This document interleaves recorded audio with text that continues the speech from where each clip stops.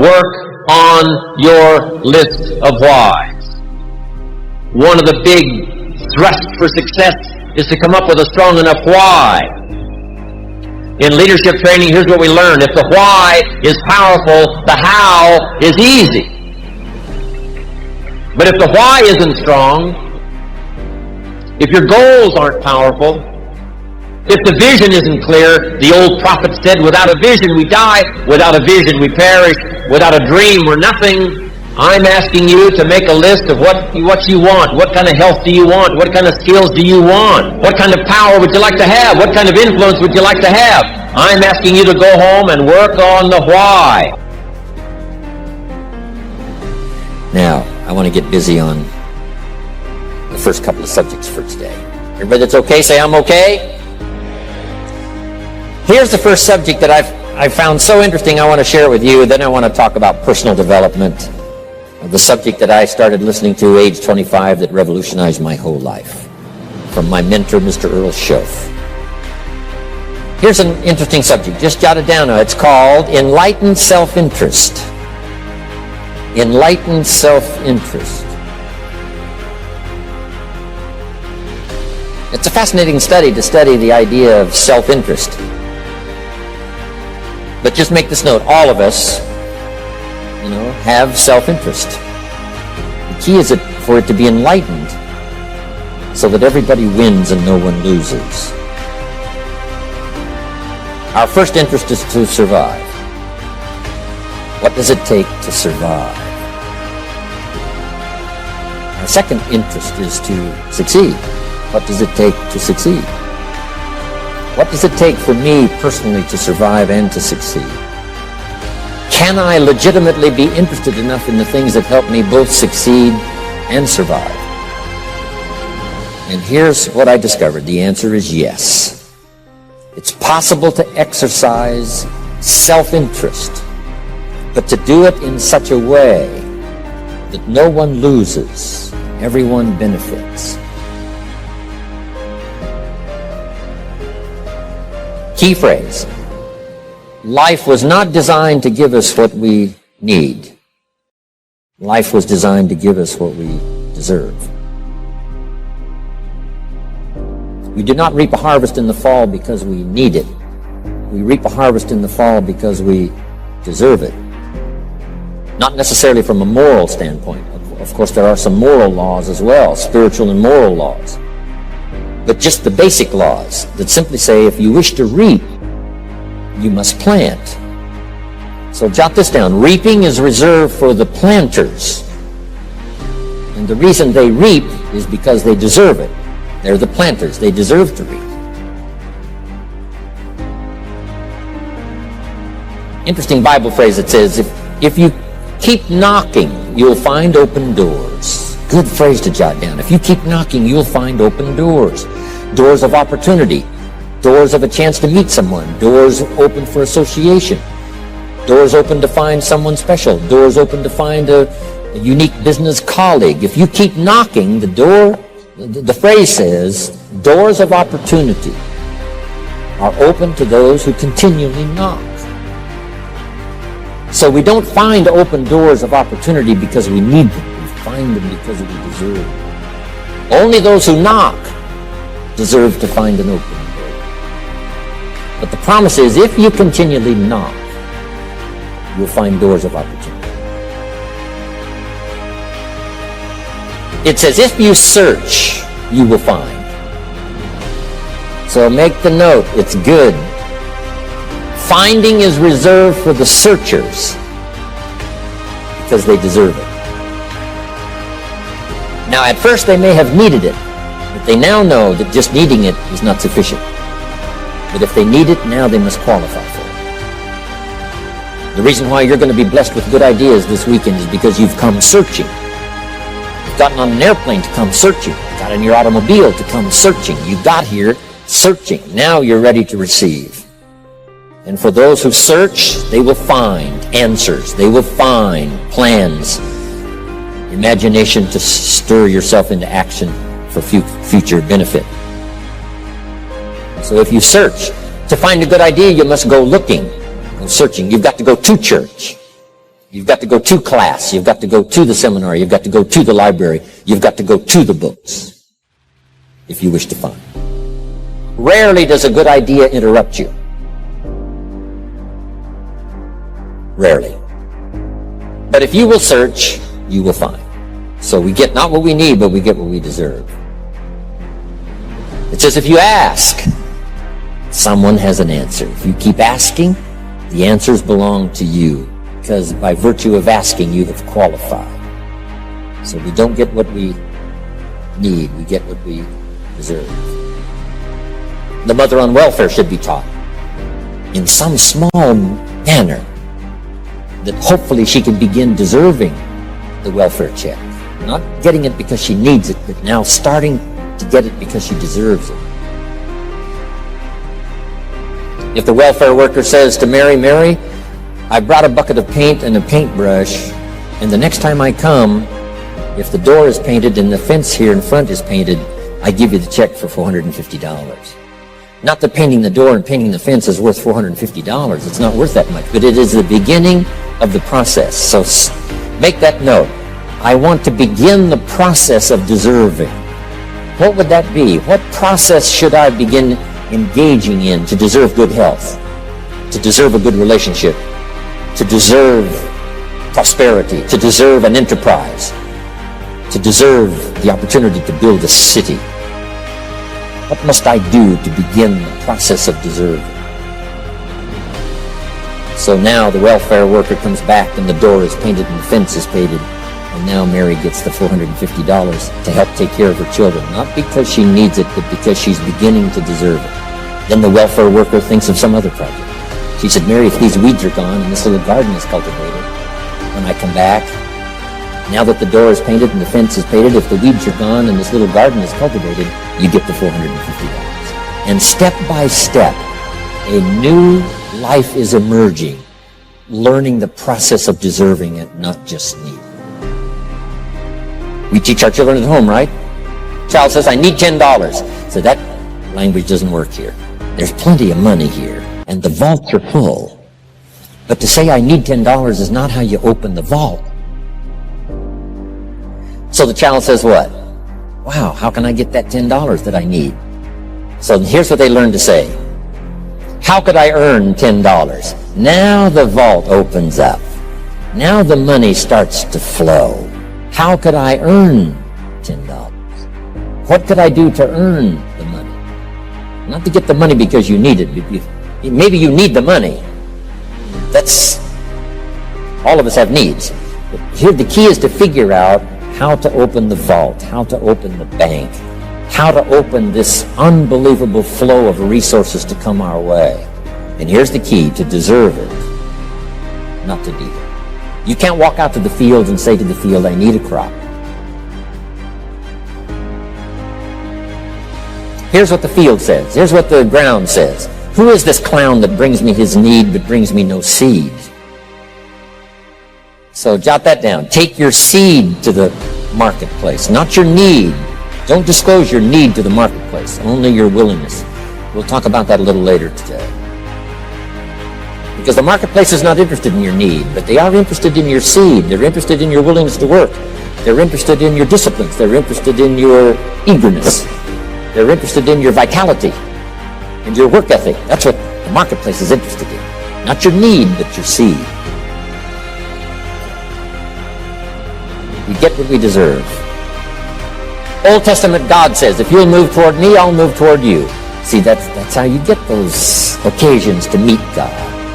You must make the move.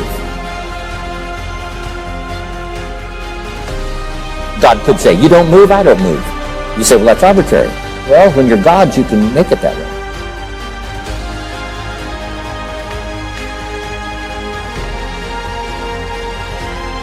So, the law says if you wish to receive. Now let's talk about enlightened self-interest. If you wish to receive. And we would call the wish to receive self-interest. But if it's enlightened self-interest, here's what it says. I understand that in order to receive, I must give.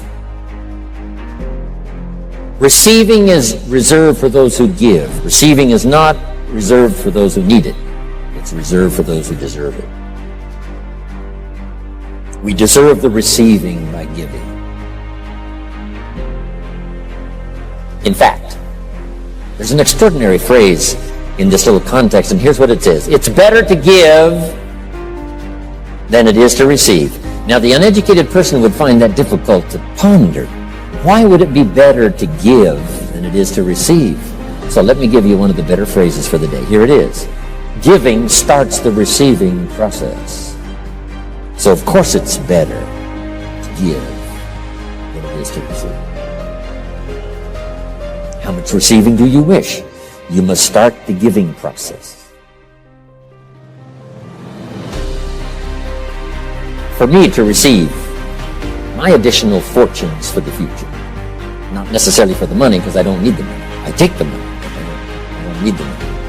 But here's what I do need. For someone to say, a year from now, 5 years from now, Mr. Rohn, that seminar helped to change my life. And for whatever reason, I was brought here to this place for this time. And later someone says that. See, to receive that kind of thanks, it's unbelievable. Here's what you cannot buy. That kind of thanks. You can't buy it with money. You have to earn it.